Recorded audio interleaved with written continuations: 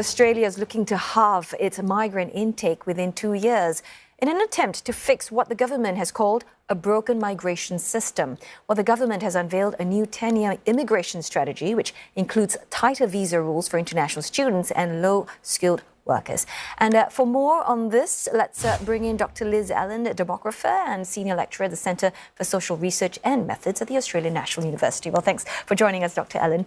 Well, let's just talk about the immigration overload at this point. I mean, given the recent surge in migrants to Australia, what are the specific red flags or problems that prompted the government to label the immigration system as broken? I think it really comes down to populist fear. Certainly, if we look at what's really happening here, certainly we have an artificially high net overseas migration figure.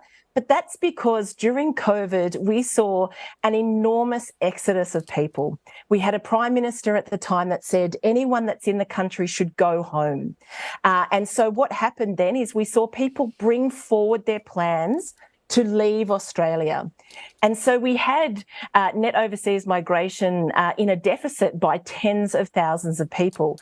So effectively, we've got a bit of a reset to the clock, if you like, to the calculation.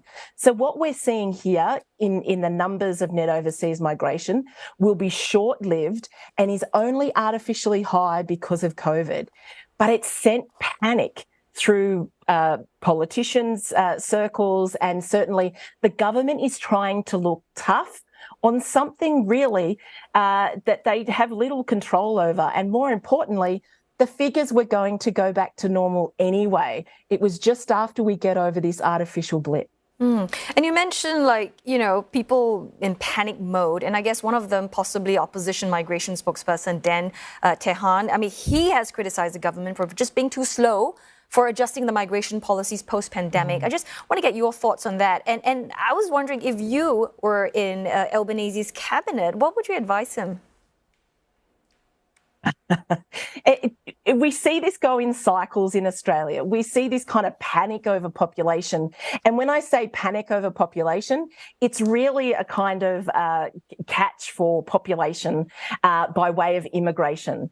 So we go through these kind of political cycles of fear, really, that we see people point, particularly politicians, point to immigration or point to population growth when they really don't have solutions for the things that are really causing trouble, like housing affordability, like the cost of living and so on. So what we see then is finger pointing to people that come to Australia that help build our economy socially, culturally and economically. And that's a big pity.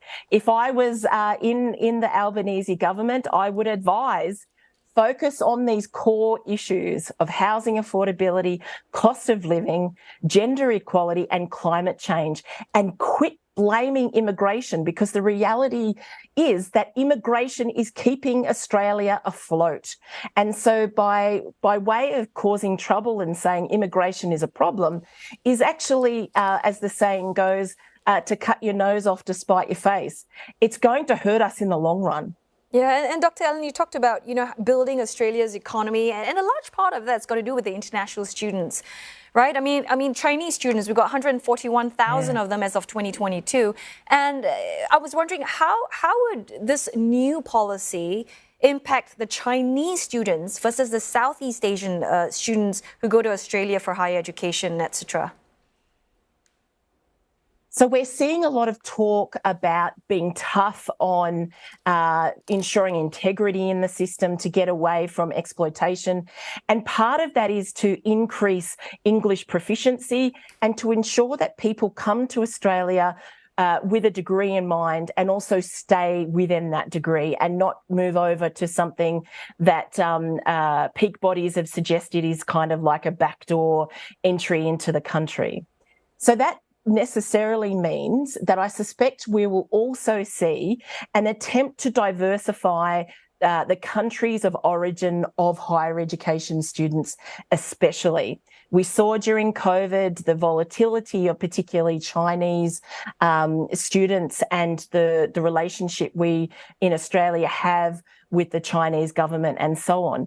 So there's this increased need to diversify. I suspect that we will see countries of origin in Southeast Asia where English proficiency is high and students have the financial backing of their parents and so on to be able to afford to move to Australia and study here. So in other words, students from Singapore, Malaysia, these sort of countries, you'd expecting there'll be more places or vacancies for them?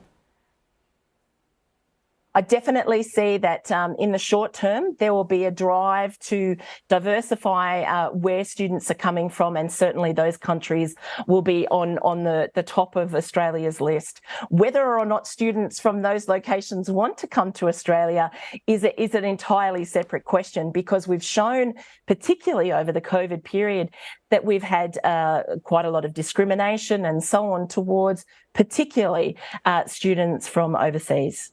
All right.